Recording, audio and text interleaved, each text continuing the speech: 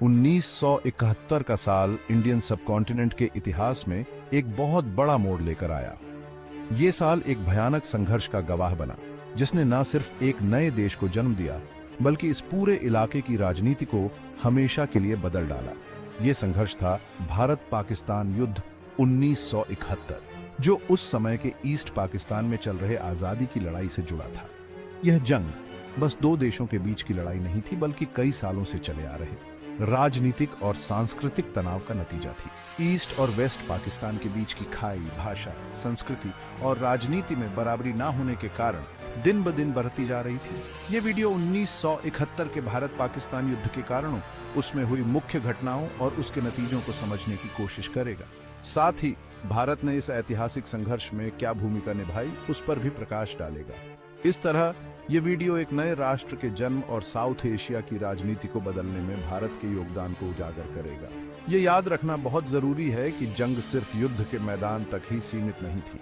इसने लाखों लोगों की जिंदगी को प्रभावित किया, जिससे एक बहुत बड़ा मानवीय संकट पैदा हुआ और लाखों लोग बेघर हो गए, जिसका भार भारत पर आ गया। 1947 में जब से भारत का बंटवारा हुआ, तब से ही ईस्ट और वेस्ट पाकिस्तान के बीच तनाव बना हुआ था। हालांकि दोनों हिस्सों को इस्लाम धर्म जोड़ता था, लेकिन उनकी भाषा, संस्कृति और राजनीति अलग थी। ईस्ट पाकिस्तान, जो आज बांग्लादेश है, उसकी आबादी वेस्ट पाकिस्तान से ज्यादा थी, लेकिन उनके पास ताकत और पैसा कम था। जब उर्दू को राष्ट्रभाषा बनाने की कोशिश हुई, तो बंगाली भाषा और संस्कृति को खतरा महसूस हुआ और चारों तरफ विरोध प्रदर्शन होने लगे। शेख मुजीबुर रहमान के नेतृत्व में अवामी लीग ईस्ट पाकिस्तान के लोगों की आवाज बनकर उभरी। 1970 के चुनाव में अवामी लीग ने बहुत बड़ी जीत हासिल की, लेकिन वेस्ट पाकिस्तान के ताकतवर लोगों ने सत्ता छोड़ने से इनकार कर दिया, जिससे ईस्ट पाकिस्तान में गुस्सा फैल गया और जगह जगह विरोध प्रदर्शन होने लगे।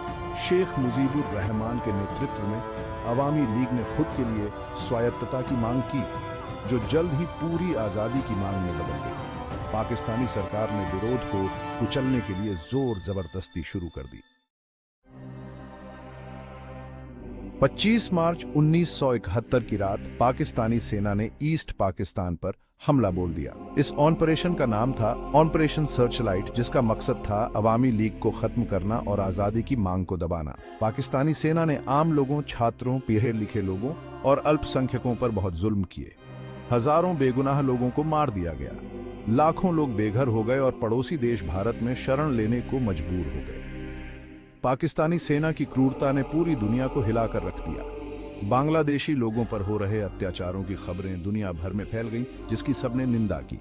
इस क्रूरता की वजह से ईस्ट पाकिस्तान के लोग हथियार उठाने को मजबूर हो गए। बंगाली सैनिकों, पुलिस और आम लोगों ने मिलकर मुक्ति वाहिनी बनाई और पाकिस्तानी सेना का मुकाबला करना शुरू कर दिया। मुक्ति वाहिनी छापामार युद्ध के जरिए पाकिस्तानी सेना को कड़ी टक्कर दे रही थी।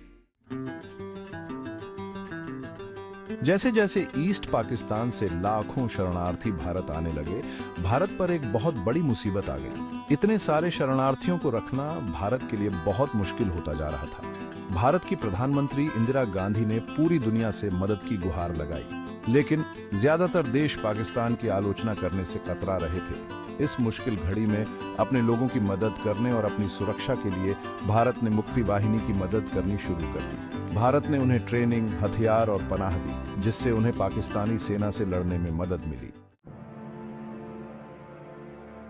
दिसंबर 1971 में पाकिस्तान ने भारत पर हवाई हमले शुरू कर दिए, जिससे 1971 का भारत पाकिस्तान युद्ध शुरू हो गया। भारत ने भी पलटवार किया और जंग दोनों तरफ फैल गई। भारतीय और बांग्लादेशी सेनाओं ने मिलकर ईस्ट पाकिस्तान में मोर्चा खोल दिया। मुक्ति वाहिनी को अपने इलाके की अच्छी जानकारी थी और भारतीय सेना के पास ताकत, जिससे पाकिस्तानी सेना को मुश्किल होने लगी। अपनी रणनीति और युद्ध कौशल से भारतीय सेना तेजी से आगे बढ़ रही महत्वपूर्ण जगहों पर कब्जा कर लिया और पाकिस्तानी सेना को पीछे हटने पर मजबूर कर दिया। हवा और समुद्र में भारत का दबदबा भी बहुत मायने रखता था, जिससे पाकिस्तानी सेना को राशन और हथियार मिलने बंद हो गए। भारतीय और बांग्लादेशी सैनिकों ने बहादुरी और त्याग की मिसाल कायम की। उन्होंने कंधे से कंधा मिलाकर दुश्मन का मुकाबला किया और आजादी और न्याय के लिए अपनी जान की बाजी लगा दी। 1971 के युद्ध में भारत की हवाई और समुद्री ताकत ने बहुत अहम भूमिका निभाई। इंडियन एयरफोर्स ने आसमान पर कब्जा जमा लिया, जिससे पाकिस्तानी सेना को राशन पानी पहुंचाना मुश्किल हो गया। 4 दिसंबर को इंडियन नेवी ने ऑपरेशन ट्राइडेंट शुरू किया, जिसमें कराची बंदरगाह पर हमला करके पाकिस्तानी नौसेना को भारी नुकसान पहुंचाया। इससे न सिर्फ भारतीय सेना को ईस्ट पाकिस्तान में तेजी से आगे बढ़ने में मदद मिली, बल्कि पूरी दुनिया ने भारत की सैन्य ताकत देख ली। भारत ने समुद्र को पूरी तरह से ब्लॉक कर दिया था, जिससे पाकिस्तान अपने सैनिकों को मदद नहीं पहुंचा पा रहा था। भारतीय पनडुब्बियों और युद्धपोतों ने पाकिस्तान के लिए बंगाल की खाड़ी में रहना मुश्किल कर दिया था। सूचनात्मक विषयों के लिए हमारे चैनल इंडिया गॉड को जरूर सब्सक्राइब करें। हम आपके लिए ऐसे ही दुर्लभ और कम देखे गए विषयों पर वीडियो लाते रहेंगे। तो बेल आइकन दबाएं और नए वीडियो के अपडेट सबसे पहले पाएं। वीडियो के शीर्ष की जो है सिंपली की कोड।